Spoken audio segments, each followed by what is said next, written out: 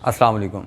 आज बहुत सारे कैंडिडेट्स रिक्वेस्ट कर रहे थे कि इलेक्शन कमीशन ऑफिसर के भी टेस्ट आ रहे हैं 7 मार्च को, और सब इंस्पेक्टर के कैंडिडेट्स की भी बहुत ज़्यादा रिक्वेस्ट थी कि जो है ना उनके लिए उनका भी, क्योंकि एक टॉपिक है फंडामेंटल राइट्स का, तो उनके लिए बहुत ज़्यादा इम्पॉर्टेंट है कि वो जो है ना 1973 के कॉन्स्टिट्यूशन में जो फंडामेंटल राइट्स दिए गए हैं उनको अच्छे तरीके से प्रिपेयर करें।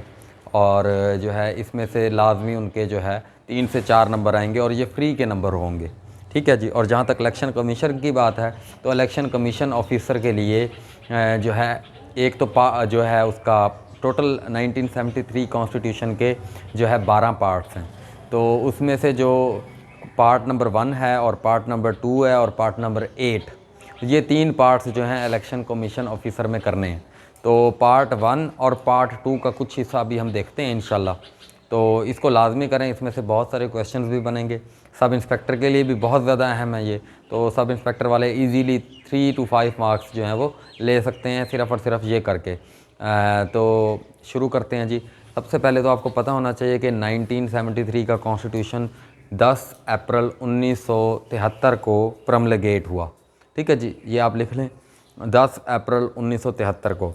उसके बाद जो है 21 अप्रैल 1972 को यहाँ पर लिख लें कि मार्शल लॉ एंड हुआ था। 1972 को मार्शल लॉ एंड हुआ था, एक साल पहले, और 10 अप्रैल 1973 को ये जो है कॉन्स्टिट्यूशन जो 1973 का ये प्रमलगेट हो गया। प्रमलगेशन का मतलब होता है जो असम्बली थी उसने इसको पास कर दिया। तो उसके बाद जो है इसको इन्फोर्स कर दिया गया 14 अगस्त 1973 को। और इस कॉन्स्टिट्यूशन में टोटल 280 आर्टिकल हैं, 280 आर्टिकल हैं टोटल। और इसके जो 12 पार्ट्स हैं और इसके जो शेड्यूल हैं वो पहले 7 थे, अब जो है 5 हो चुके हैं schedule after 18th amendment. After 18th amendment इसके शेड्यूल जो हैं वो 5 हो चुके हैं। और इसमें जो है आपने जो 12 पार्ट्स हैं इसमें से पार्ट फर्स्ट जो है उसके अंदर 1 से लेकर 6 आर्टिकल जो हैं वो आते हैं। और इसमें जो है फर्स्ट आर्टिकल जो है पहला आर्टिकल आपकी बाउंड्रीज़ के बारे में बताता है कि आपकी बाउंड्रीज़ जो हैं 4 सूबे हैं आपके, और जो है गिलगित बल्तिस्तान है, ठीक है जी, और आज़ाद कश्मीर है। फ़ाटा था, फ़ाटा अब मर्ज हो गया कि इसके अंदर जी KPK के अंदर। तो ये जो है आपको ये 25th अमेंडमेंट के तहत ये हुआ है, तो ये भी पता होना चाहिए। उसके अलावा जो है आर्टिकल 2 जो है, आर्टिकल मैंने यहाँ पर लिख भी दिए हैं। आर्टिकल 2 में क्या किया है जी, इस्लाम को स्टेट रिलीजन जो है वो डिक्लेयर कर दिया गया है। ठीक है जी, इस्लाम को स्टेट रिलीजन डिक्लेयर कर दिया गया है। और जो 2A इसमें शामिल किया गया है, ये 2A शामिल किया गया है 1985 में बाय ज़ियाउल हक। तो इसमें हुआ ये कि जो ऑब्जेक्टिव रेजोल्यूशन थी जो 7 मार्च 1949 को पेश की गई थी और 12 मार्च 1949 को पास हो गई थी कॉन्स्टिट्यूएंट असम्बली से, उसको सब्सटेंटिव पार्ट बना दिया गया कॉन्स्टिट्यूशन का। सब्सटेंटिव पार्ट से मुराद ये है कि अब ये कॉन्स्टिट्यूशन का हिस्सा है, उसे एनेक्स्चर के तौर पर इसके अंदर 1973 के आइन में एक एनेक्स्चर भी है। एनेक्स्चर क्या होता है, उसके साथ लफ्ज़शुदा कागज़, उसके साथ जो लफ्ज़शुदा कागज़ है वो कौन सा है जी, ऑब्जेक्टिव रेजोल्यूशन। पहले तो 1956 के कॉन्स्टिट्यूशन में, 1962 के कॉन्स्टिट्यूशन में objective resolution as a preamble use हुआ था, लेकिन यहाँ पर उसको उसके साथ अटैच कर दिया गया, स्टेपलर कर दिया गया। ठीक है जी। तो आर्टिकल 3 में क्या है जी, एलिमिनेटिंग ऑफ एक्सप्लॉयटेशन। तो एक्सप्लॉयटेशन का क्या मुराद होती है, एक्सप्लॉयटेशन यानी किसी के साथ भी ज़्यादती नहीं की जाएगी, किसी का भी इस्तेहसाल नहीं किया जाएगा, ना माली ना उसका जानी, किसी तरह का भी उसका इस्तेहसाल का जो है वो सद्देबाब किया जाएगा। अगर आर्टिकल 4 की बात करें तो dealt with accordance to law. तो इसका मतलब ये है कि किसी इंसान को इस तरीके से सज़ा नहीं सुनाई जा सकती, उसको जो है आप पहले कोर्ट के सामने पेश करोगे, कोर्ट उसका मौक़िफ़ सुनेगी, उसके सारे मामलात को देखेगी, फिर उसके बाद उसको सज़ा दी जा सकती है, उसके अलावा उसको सज़ा नहीं हो सकती। इसी तरीके से आर्टिकल जो 5 है वो क्या है जी, लॉयल्टी, कि आपको अपनी स्टेट के साथ, आप गवर्नमेंट के ऊपर तनकीद कर सकते हैं जो मर्ज़ी करें, लेकिन स्टेट के साथ आप गद्दारी नहीं कर सकते, उसके साथ जो है आपको लॉयल रहना चाहिए। ठीक है जी। और आर्टिकल अगर हम 6 की बात करें तो आर्टिकल 6 के अंदर क्या है, हाई ट्रीज़न, और इसके अंदर 6A को ऐड किया गया है 18th अमेंडमेंट के थ्रू। तो वो क्या है जी, जो मुशर्रफ साहब ने जो है आइन को आकर जो है वो उसको कर दिया था, जो है मनसूख कर दिया था, उससे पहले भी मनसूख किया गया था, आइन को एब्रोगेट किया गया था। तो उस चीज़ की राह को रोका गया कि अगर कोई भी ये काम करेगा तो उसको फांसी की सज़ा हो जाएगी, तो उसमें ऐड कर दिया गया 6A। और आर्टिकल अगर 7 देखें तो आर्टिकल 7 हमें क्या बताता है, आर्टिकल 7 स्टेट की डेफिनेशन बताता है, ठीक है जी। तो ये आपका यहाँ तक जो 6 है वो आपका पार्ट फर्स्ट जो है वो कंप्लीट हो गया, ये इंट्रोडक्टरी पार्ट इसे कहते हैं। सारे MCQs बन सकते हैं इसमें से, एक एक MCQs बन सकता है, ठीक है जी। इसके अंदर जो मटेरियल है उसके अंदर से भी और वैसे भी। तो ये जी आपका हो गया, और 7 जो है वो सेंटर में आ जाएगा। और 8 to 28 इन्हें कहते हैं जी फंडामेंटल राइट्स। ये आपके 8 to 28 क्या करेंगे, फंडामेंटल राइट्स। आर्टिकल 8 आपको क्या कहता है कि किसी भी किस्म की डेरोगेशन ऑफ राइट्स नहीं होने चाहिए, किसी भी इंसान के फंडामेंटल राइट्स को जो है वो कम नहीं किया जा सकता। तो वो फंडामेंटल राइट्स क्या हैं, वो हैं freedom of movement, freedom of speech, freedom of association, freedom of assembly, ठीक है जी। वो आर्टिकल जो है वो नीचे आपको दिए गए हैं, आर्टिकल 15, 16, 17, 18, 19, ठीक है जी। और 20 भी जो है वो रिलीजन फ्रीडम के बारे में बात करता है, ठीक है जी। तो ये आपके कुछ बेसिक राइट्स हैं। तो ये कहाँ से होते हैं जी, शुरू 15 से लेकर ये आपके तकरीबन 21 तक चले जाते हैं, ठीक है जी। तो ये आपके बात करते हैं। फिर इसके बाद जो है आपका क्या है जी, आर्टिकल अगर हम 9 की बात करें तो आर्टिकल 9 में आपको लाइफ, लिबर्टी, इक्वालिटी, यानी आपको आज़ादी दी गई है ज़िंदगी जीने की, उसको अपने मुताबिक गुजारने की, रूल ऑफ लॉ के तहत, ठीक है जी। आर्टिकल 10 क्या है, आर्टिकल 10 एक स्पेशल प्रोविज़न है आइन के अंदर जो किसी भी इंसान को ये उसका हक देती है कि अगर उसे किसी भी जुर्म के तहत पकड़ लिया गया है तो उसे 24 आवर्स के अंदर जो है कोर्ट के सामने पेश किया जाएगा। इसके लिए एक फ़ॉरेन टर्म यूज़ होती है, आप लोग लिख लें, हॉबियस कॉर्पस। हॉबियस कॉर्पस तो यानी किसी भी इंसान को जो है 24 घंटे से ज़्यादा डिटेंशन में नहीं रखा जा सकता। तो फ्रेंच टर्म है हॉबियस कॉर्पस। तो ये क्या कहती है कि जी आपको जो है मजिस्ट्रेट के सामने पेश करना पड़ेगा विद इन 24 आवर। अगर इसमें फॉर एग्जांपल दूर भी है, उस डिस्ट्रिक्ट में नहीं है, तो जिस डिस्ट्रिक्ट में है उस डिस्ट्रिक्ट के मजिस्ट्रेट के सामने पेश करना पड़ेगा। तो ये आपका आर्टिकल हो गया 10। और आर्टिकल 10A 18th अमेंडमेंट के थ्रू जो है आइन में पुट किया गया है, और वो क्या कहता है, राइट ऑफ फेयर ट्रायल। हर इंसान को, जो भी पाकिस्तान का सिटीज़न है, उसको जो है इंसाफ के लिए बराबर मौके फराहम किए जाएंगे। उसको जो है अगर कोई फांसी का मुस्तहिक भी है, अगर उसने कत्ल वाकई ही किया है तो लेकिन ड्यू प्रोसेस फॉलो किया जाएगा। ड्यू प्रोसेस फॉलो करने के बाद उसको फांसी दी जाएगी, ऐसे नहीं, ठीक है जी। तो इसके बाद जो है आर्टिकल आपका 10A हो गया। आर्टिकल 11 कि एनी टाइप ऑफ स्लेवरी को ये अबॉलिश करता है, किसी भी किस्म की जो ग़ुलामी है उसमें आप नहीं कर सकते, ठीक है जी। और चाइल्ड लेबर वगैरह जैसे होती है तो इसको भी जो है वो बैन किया गया है। आपको पता है पाकिस्तान में इस चीज़ का बहुत ज़्यादा मामला आते हैं। आर्टिकल अगर हम 12 की बात करें तो रेट्रोस्पेक्टिव जो पनिशमेंट है, उससे रेट्रोस्पेक्टिव पनिशमेंट का ये मतलब है कि अगर फॉर एग्ज़ाम्पल आपने जो है एक काम किया है, आपने वो काम किया है, उसकी आपको जो है तरीके से सज़ा दी जाएगी, ये नहीं कि आपको उसकी बार बार सज़ा दे दी जाए, ठीक है जी। तो एक काम आपने जो है वो नहीं किया, या आप कस्टडी में हो, अदालत की कस्टडी में हो, और आपने अपने जो है इकरार कर लिया कि हाँ जी मैंने ये गुनाह किया है, तो आप अदालत में उस बयान की कोई वैल्यू नहीं है, ठीक है जी। अदालत में उस बयान की कोई वैल्यू नहीं है, क्यों? वो आपको प्रेशर में देकर फिर आपसे लिया गया, यानी रेट्रोस्पेक्टिवली आपसे लिया गया, ठीक है जी।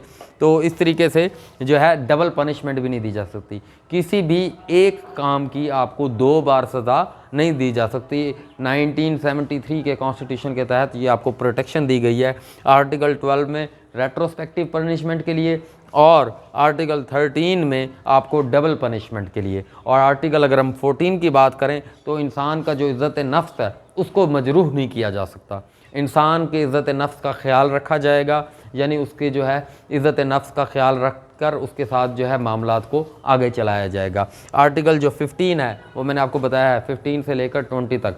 15 क्या हो गया जी, फ्रीडम ऑफ मूवमेंट।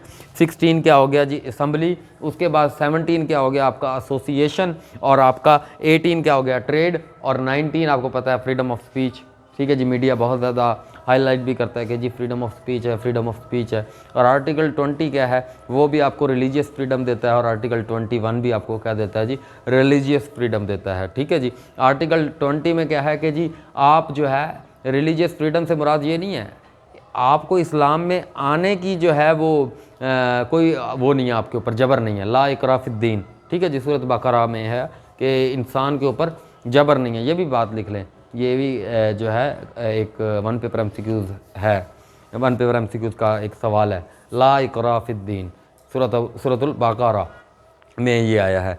और जो है उसके बाद जो है अगर हम आर्टिकल 20 की बात करें तो ये क्या करता है जी, रिलीजन, और आर्टिकल 21 रिलीजियस फ्रीडम, और आर्टिकल 22 जो है इसके अंदर क्या कहा गया है कि आपको जो है एजुकेशनल जो आपके इंस्टीट्यूट हैं इसके बारे में आपको मामलात को बताया गया है। अगर मैं आर्टिकल 23 और 24 की बात करूं तो ये आप प्रॉपर्टी एक्विजिशन की बात करता है कि आप जो है आपसे स्टेट आपकी प्रॉपर्टी नहीं ले सकती, लेकिन इसमें स्पेशल प्रोविज़न है कि अगर फॉर एग्ज़ाम्पल स्टेट को कोई ज़रूरत पड़ गई है तो वो आपसे लैंड को एक्वायर कर सकती है, लेकिन उसके लिए एक स्पेसिफिक क्राइटेरिया है। ठीक है जी। आर्टिकल 25 और 25A, ये 25A भी है इसके अंदर। आर्टिकल 25 क्या है जी, इक्वालिटी ऑफ सिटीजन्स, और आर्टिकल 25 में ये कहा गया है कि जो बेसिक एजुकेशन है वो भी आपका क्या है, एक फंडामेंटल राइट है, इसको भी नहीं आपसे लिया जा सकता। जो ये सारे फंडामेंटल राइट्स हैं आपके। आर्टिकल 26 अगर देखें हम तो उसमें जेंडर इक्वालिटी की बात की जाती है कि जेंडर डिस्क्रिमिनेशन नहीं होनी चाहिए, लेकिन इससे मुराद ये नहीं है कि जो है ना आपके मुल्क एक ऐसा मुल्क है जहाँ पर औरतों को उनके हकूक़ नहीं दिए जाते। ठीक है जी, तो उसके लिए एक स्पेशल प्रोविजंस भी बनाई गई हैं। तो जेंडर इक्वालिटी से ये मुराद नहीं है कि कोई भी किसी भी तरीके से जा सकता है। आइन के अंदर एक स्पेशल प्रोविजंस हैं, औरतों को हकूक़ दिए गए हैं, उनके कोटास भी जो हैं वो मुख्तस हैं डिफरेंट डिपार्टमेंट्स में, एफपीएससी में, पीपीएससी में, वन पेपर एमसीक्यूज़ की जो केपीएससी टेस्टिंग सर्विस है या जो भी प्रोविंसेस की हैं उनके अंदर जो है उनका राइट रखा गया है। अगर मैं आर्टिकल 27 की बात करूं तो उसमें क्या है कि किसी किस्म की भी डिस्क्रिमिनेशन जो है वो नहीं होनी चाहिए। यानी आपको जो है किसी भी मामले में अगर फॉर एग्जांपल आपका राइट बनता है किसी जॉब का, ठीक है जी, अगर आप क्राइटेरिया पर पूरे उतर आते हो आर्टिकल 27 के अकॉर्डिंग आपको वो जॉब मिलनी चाहिए। अगर आप with in a criteria of that job you lie in that तो यू डिज़र्व दैट जॉब। ठीक है जी। आर्टिकल 27 आपको ये इंश्योर करता है कि आपसे कोई डिस्क्रिमिनेशन नहीं की जा सकती। और लास्ट आपका क्या है जी, आपका जो है प्रिजर्वेशन ऑफ लैंग्वेज कल्चर जो है, इसके मतलब आपकी जो लैंग्वेज है उर्दू लैंग्वेज उसको महफूज रखा जाएगा, आपकी जो लैंग्वेजेस हैं उनको महफूज रखा जाएगा, और आपका जो कल्चर है उसकी जो है प्रिजर्वेशन के लिए काम किया जाएगा। तो इस तरीके से इसमें जो है प्रेसिडेंट की जो एज है वो भी पूछ लेते हैं, वो क्या है जी 45। अगर इसमें मैं बात करूं कि ये सारे के सारे जो हैं सब इंस्पेक्टर के लिए भी और इलेक्शन कमीशन ऑफिसर के लिए, दोनों के लिए इंपॉर्टेंट है। और अगर मैं वन पेपर एमसीक्यूज़ की बात करूं तो वन पेपर एमसीक्यूज़ वालों के लिए 1 to 6 तो सारे इंपॉर्टेंट है। ठीक है जी। और 8, 9, 10, 11, ठीक है जी, 15, 16, 17, 18, 19, 20, 21, ठीक है जी। उसके बाद 25, 26, 27, 28, तो ये उनके लिए भी इम्पॉर्टेंट है। ठीक है जी। उसके अलावा उनके लिए जो है आर्टिकल 36 जो मिनॉरिटीज़ के राइट्स को करता है वो भी उनके लिए इम्पॉर्टेंट है। ठीक है जी, वो भी इंशाल्लाह आगे हम करते हैं डिस्कस। उसके अलावा वन पेपर एमसीक्यूज़ में जो है आर्टिकल 47 इम्पीचमेंट ऑफ प्रेसिडेंट के बारे में भी जो है वो भी इम्पॉर्टेंट है। उसके बाद अगर मैं बात करूं तो आर्टिकल जो है 89 के तहत प्रेसिडेंट क्या जारी करता है जी, ऑर्डिनेंसेस जारी करता है। हमारी हुकूमत जैसे ऑर्डिनेंस जारी करती है। ठीक है जी, तो प्रेसिडेंट को ये अख्तियार दिया गया है। ठीक है जी। तो उसके अलावा अगर मैं बात करूं तो जो है ना उसमें आ जाता है आपका 245। आर्टिकल 245 क्या कहता है जी, पार्लियामेंट किसी टाइम भी जो है वो मदद मांग सकती है आर्मी से। और अगर मैं 251 की बात करूं तो आर्टिकल 245 में 6 ऐड करो, 251 लैंग्वेज, उसमें 6 ऐड करो जम्मू एंड कश्मीर। ठीक है जी। तो ये वन पेपर एमसीक्यूज़ के हवाले से आपके ये जर्नलाइज्ड आर्टिकल भी बहुत ज़्यादा इम्पॉर्टेंट है। तो ये आप अगर स्क्रीनशॉट लेना चाहते हैं तो स्क्रीनशॉट भी ले लें। ठीक है जी। तो ये सब इंस्पेक्टर के लिए और इलेक्शन कमीशन ऑफिसर दोनों के लिए बहुत ज़रूरी है, ये आप स्क्रीनशॉट ले सकते हैं। तो ये जो है ना आप इसके साथ जो है आप देखें 1973 का कॉन्स्टिट्यूशन जो है, इसके जो बनाने वाले थे वो शुरू में जो कमेटी थी उसके हेड थे अहमद रज़ा कसूरी। ठीक है जी। तो अहमद रज़ा कसूरी जो थे वो इसके हेड थे। उसके बाद कौसर न्याज़ी जो है वो उनको बना दिया गया इसका हेड, इस कमेटी का हेड। और फिर जो है अगर आगे चल कर देखें तो इसमें मुल्क का नाम जो है Islamic Republic of Pakistan, Islamic Republic of Pakistan. और ये पहला कॉन्स्टिट्यूशन है पाकिस्तान का जिसमें स्टेट का रिलीजन जो है वो इस्लाम बता दिया गया है। और इसमें जो है वज़ीर आज़म, सदर और स्पीकर इन सब का जो है मुसलमान होना ज़रूरी है, ठीक है जी। और मेंबर ऑफ़ नेशनल असम्बली के लिए उम्र की हद 25 साल। मेंबर ऑफ़ नेशनल असम्बली कौन इलेक्ट हो सकता है जी?